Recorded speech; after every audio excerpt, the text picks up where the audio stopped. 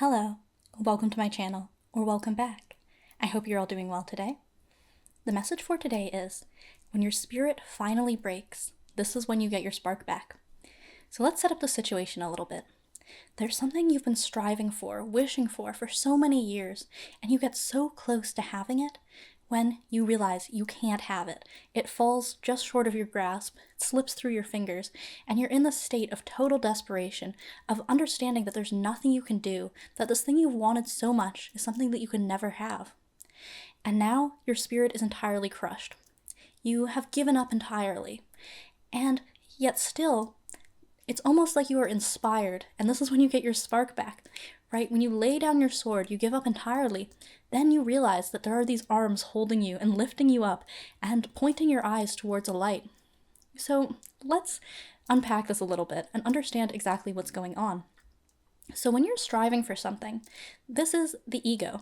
This is the clinging to the past. This is the grasping for something in the future. This is the desiring. This is the feeling like you need to do something, like you need to have something, like you're not enough. But the true self is complete. It does not lack anything. It does not need to possess anything in the world. It has no desires or impulse to action. It simply directs you towards doing what you must do in any moment in order to make progress on your path. So when you are caught up in identifying with the ego, this is where the suffering emerges, because no matter what, the ego will always desire something, and it will always continue grasping. And as soon as you get that thing, you realize that you are not yet satisfied, because the ego is never satisfied. It always wants more. It always desires. This is just its state. So as long as you are identified with the ego, you will always suffer. And this moment when your spirit breaks entirely and when you give up, this is not so much the giving up on life. This is your ego taking its rightful place. The ego understands that it is a good servant, but a terrible master, for it will always be feeling like it is not enough, and it will always be striving for more false desire in the world. And when this happens, you allow the true ruler inside you to step up to the throne and command as it should. And this allows you to inhabit the essence of God. The voice of God will come through you when you are aligned in this right hierarchy, where the ego is sublimated in order for the actions of God to work through you. You must understand that the ego is only a marionette. Your body and mind are not your true essence. In fact, they are only dust, animated by the voice of God, the breath of God, like a stone golem, right? And when you die, your body and mind will return back to being dust. You can look at it as your true self is an ocean, and your ego or your body, this being that you currently identify with, is just a small wave within the ocean. And that essence of the ocean inside of you is also part of this wave. And when you die, or in any moment, this wave settles back down and becomes one with the ocean again.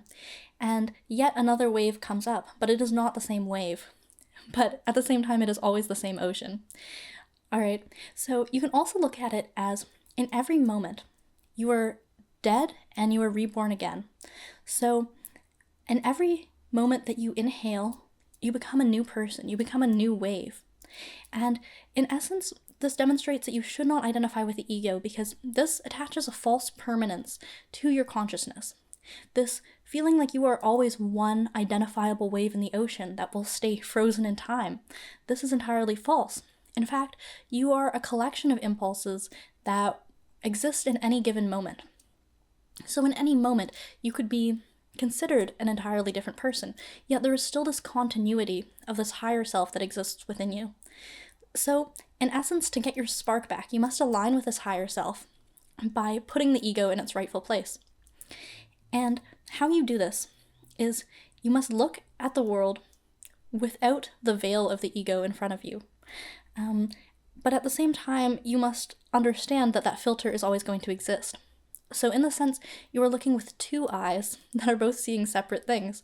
The one eye sees the conscious, the things that can be defined, the polarity in things, and the other eye sees the unity, the unconscious, the cohesiveness in things. And when you fuse these together, this then creates a balance within your ego being and your higher self. Because, like I mentioned, the ego is not entirely useless. It is still a marionette which does not have its own sense of will, but at the same time, it is used to further you in your unique path. And at the same time, it is also important to strengthen the ego along your path. Jung said that the ego must be built up so that when it encounters the shadow, it wins the battle. And this is how you can progress to a more individuated, integrated self. But you must feed the ego in healthy ways in order to show it that it is powerful, and then yet still you put it in its rightful place to show it that there is something yet more powerful inside of you, and that this is your true self, and that the ego is only a mask that is used to filter our experiences in the world, that is essential for filtering these experiences, but that it cannot get us to any higher level of understanding or any real harmony in the world. And so if you're still caught up in ego identification, this is where this feeling of suffering comes in, or this feeling of not having enough, a feeling like you must do something, like you must figure something out. And when you lay down your sword and understand that there is nothing to figure out, that there is nothing you can do, that there is no choice that you can make, this is when you open yourself up to be a free channel and to align with the flow of things, the way that things should be. It's this understanding that everything is exactly as it must be. There is no other way that anything could be. You could not change anything through the strivings of the ego. The striving is only creating suffering in your physical being.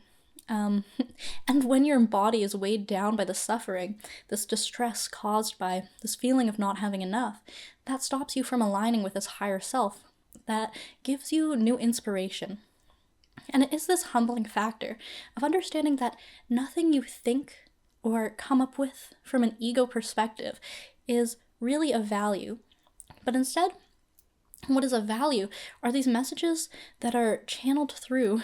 And when you make yourself a clear and open channel, this is when the most potent messages arrive. And certainly, there are some things that can be created based on the ego that can have value because you are observing it. And when you have this conscious perspective of this is an observation of the ego and this is what it's saying, then you are creating this right hierarchy where you understand that you are observing the ego. But when you speak from the ego, this is when you've lost it and there is no value in what you were trying to put out. Right? Like Puccini said that the opera Madame Butterfly was not written by him, but he merely dictated it from the voice of God. And if you're still a little bit unclear about what this voice of God is, it is coming from this place where there is no division between things. It is the essential nature in everything. Like I spoke about, it is the ocean. It is this divine light that envelops all, and yet at the same time, it is the shadow that it exists within everything. And in the sense, there is no real division between light and shadow. It simply is. And if you're familiar with the Heart Sutra and the Buddhist tradition, it speaks of this place where there is no ignorance nor end to it. There is no suffering, nor lack of it. Maybe that's a bit of a misquote. But it's this place where you cannot create any division. You cannot fill it with anything. You cannot identify with anything, right? Because there is nothing that is separate from you so that you could say this is me and this is something else in the world. It is all within this point of consciousness, and it is something that you can tap into at any time. If you understand that there is no separation between today and tomorrow, this feeling of striving comes from the understanding that when tomorrow comes, you'll be satisfied. There's something that you must aim to create in tomorrow, in the future, that when you have it, you'll be satisfied.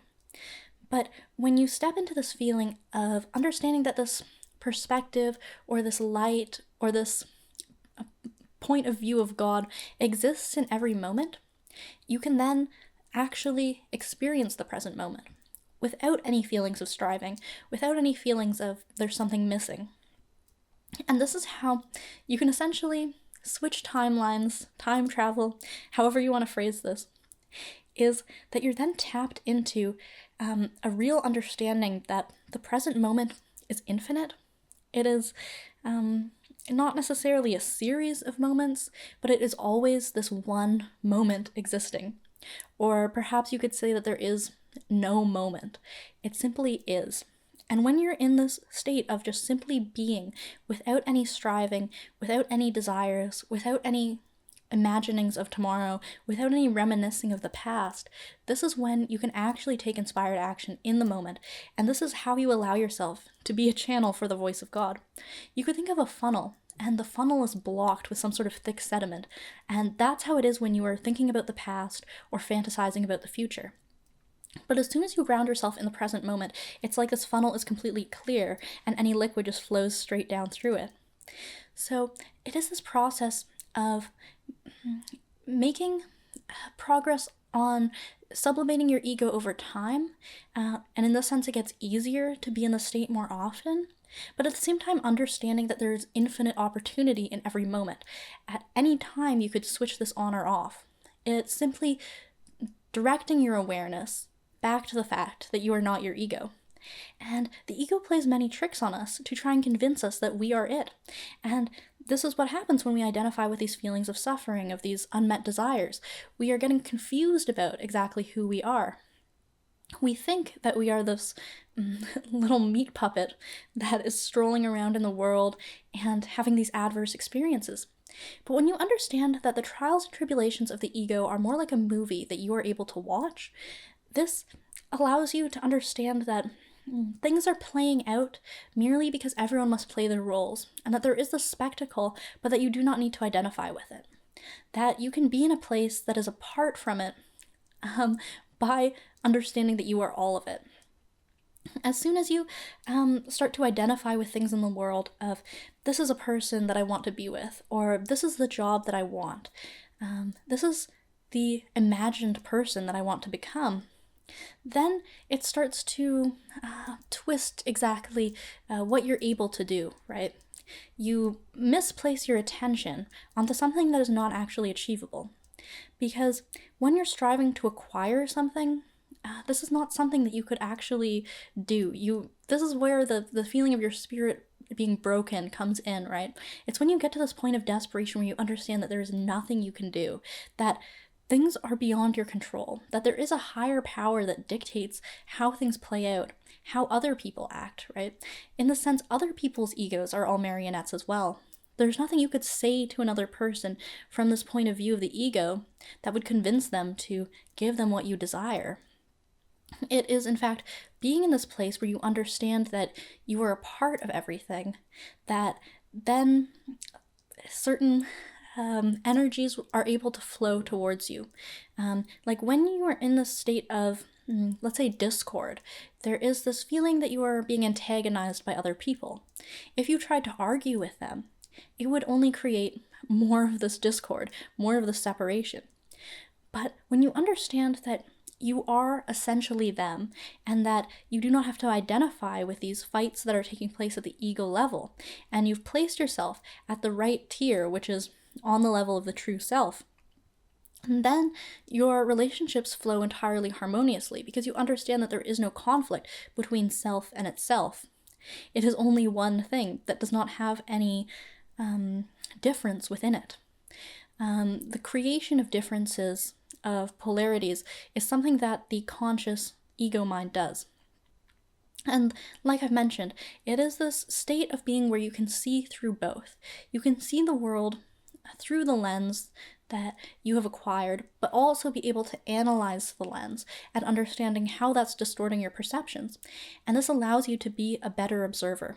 So essentially, the best way to get into this energy of having your spark back, of being connected to your higher self, of being able to channel the voice of God, is essentially being a good observer and being the best observer that you can be in every moment, and not allowing your attention to slip and to be misdirected at things that will only lead to suffering, because this is being in a state of ignorance. And when you are in the state of being connected to your higher self, there is no ignorance. There is only the absolute truth that of existence, or lack thereof, of the fact that essentially things in the world are empty. They are all illusionary. They are things conjured up from this higher self that we are all connected to, merely like props in a TV series, or projections like holograms. So, as I've mentioned, if you're familiar with the concept of the holographic universe, it's a very similar concept to what I mentioned with the waves rising up. It's essentially that there is the hologram of the whole world, and there is individual things or people, and in every individual of what we could define, there is a whole mirroring of the whole. All right, I didn't explain that in the best way possible. Still working on understanding that theory exactly, but essentially, if you want to get more tapped into this higher self, it is about letting go of thoughts, of theories that you've tried to memorize, of dogmatic things that other people have told you, or things that you've read in books even. All of these inform you at a different level than the conscious mind is able to grasp. And this is why things like the Heart Sutra or channeled messages are so effective in connecting us to this energy, is because they do not speak to our conscious mind. They're something that our conscious mind cannot comprehend. But like the Heart Sutra, it aims to speak to your heart. It talks to something deeper inside of you that is then able to override this conscious thought of trying to understand, of trying to solve a puzzle, of trying to get to a certain point, of I need to get to a certain point of spiritual development and then I'll be able to commune with God. But really, this is again this false striving. No matter how many hours of study you dedicate yourself to, or how many hours of meditation, or hours of prayer, like, yes, all those things are good ways to connect to this energy, but they are not going to get you to any permanent state that is constantly tapped into this energy. In fact, it is always the choice in every moment to be a good observer and to turn your attention where it should rightly be directed, rather than falling victim to the striving and desires of the ego. And it's essentially like trying to focus on a very thin point, this infinitely small point of like a pin, while there's some sort of carnival going on behind you of just these lights spinning and loud noises and clowns dancing, and it's always directing your attention to that point in every moment and not getting caught up in the show. And this is how you get your spark back and allow a higher sort of creativity to flow through you that isn't based on, I need to create something better so that I can be respected by my peers, or I need to create something good and then I'll make a lot of money off my art. And this is the wrong sense of creation. True creation comes from the voice of God and the voice of God alone. You have no choice but to accept this and to allow yourself to go with the flow and to be held in this energy and to be grounded in the present moment.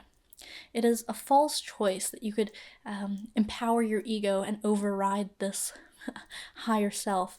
In fact, you will only get lost in the mud as long as you are identified with the ego. You will only suffer more, and you will only lose yourself in this feeling of striving and clinging. And you'll get so distracted that you might actually forget who you really are. And this is why it's important to surround yourself with reminders of who you really are, and to constantly be shifting your attention. It is a sort of work that never lets up. And it is because you have assumed your rightful role. You are not distracted by any roles that you may take in the world of, I need to do this in my career, or I need to be this type of person to the people around me, like placing yourself in some sort of identification with a relationship of, this is what I can be because I am a mother, this is who I can be because I'm a romantic partner, or anything like that. But it is about understanding that you have this infinite power of God within you, and not to feel inflated by this. It is not as if you could cast down lightning bolts or cast spells on people to get them to do what you want, right? There is no vengeful action, and there is no desire-based action within this space. It is only understanding that things are exactly as they should be, and you are simply playing your role in it.